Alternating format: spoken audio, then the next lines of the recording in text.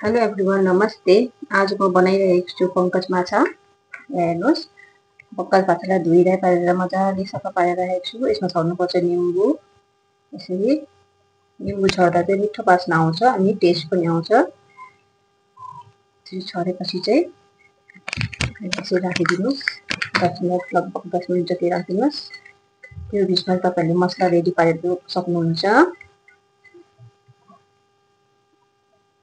यसरी निम्बु मिक्स भइसकेपछि तपाईँले त्यसलाई ठक्क छोपेर एकछिनको लागि 10 मिनट जतिको लागि साइड गरेर राखिदिनुहोस्।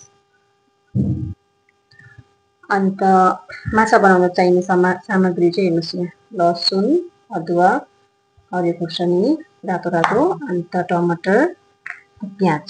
अब म यो कट्न गइरहेको छु। तपाईँलाई म काटिसकेपछि देखाउँदैछु है त। अब यहाँ हेर्न सक्नुहुन्छ तपाईँले मैले काटिसकेँ।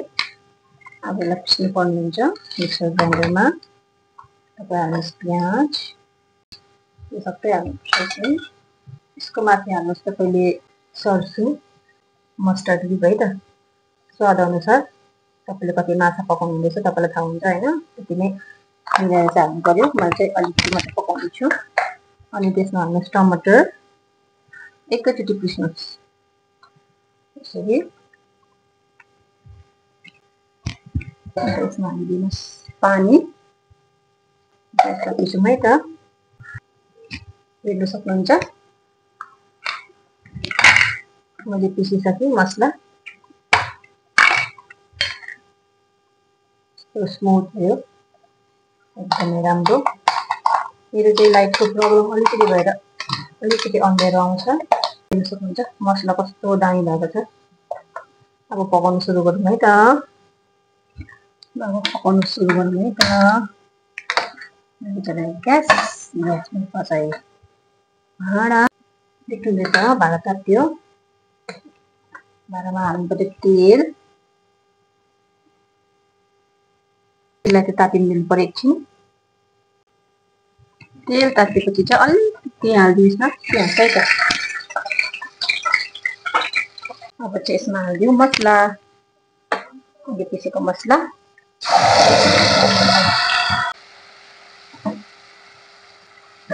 मसला हालिसक्नु भएपछि चाहिँ हाल्नुहोस् अब तपाईँले हर्दी। अब चाहिँ यसमा हाल्नुपर्ने तपाईँको हल्दी, जिरा धनियाँको पाउडर, यो चाहिँ घरमा बनाएको हो, हल्का अलिकति। यसमा हाल्नुपर्छ अझै रातो खुर्सानी पाउडर, स्वाद अनुसार नुन।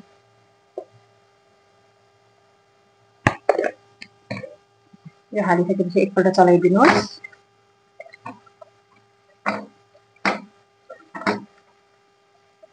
यसरी चलाएपछि चाहिँ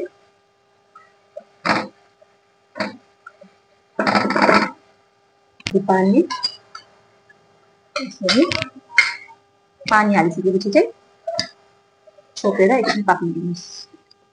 बेला बेलामा चेक गर्दै गर्नुपर्छ है साथीहरू, नभए त डढ्छ नि फेरि।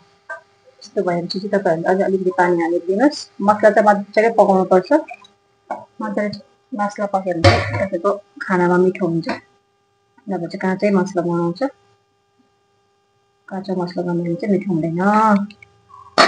छोपिदिनुहोस्, एकछिन पक्न दिनु। अब यसमा चाहिँ तपाईँको हाल्नुहोस् पानी, तपाईँलाई जति चाहिन्छ जति झोल खानु मनपर्छ।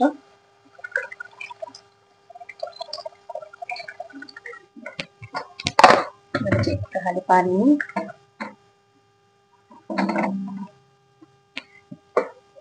त्यसपछि हालिदिनुहोस् अघिको तपाईँले राख्नुभएको माछा।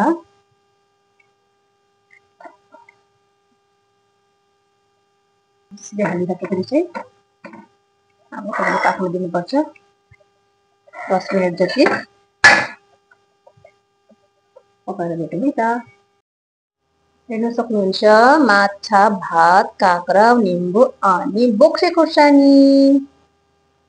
यो चाहिँ मेरो भयो प्लेटिङ। यसरी बनाएर खानुहोस् होला तपाईँहरूले पनि। हेर्न सक्नुहुन्छ कति रसिलो भइरहेको छ माछा। Thank you for watching. Like share subscribe अनि कमेन्ट गर्न नबिर्सिनु होला। मेरो भिडियोलाई सबै पुरा लास्टसम्म हेरिदिनुहोस् होला। Thank you, by by.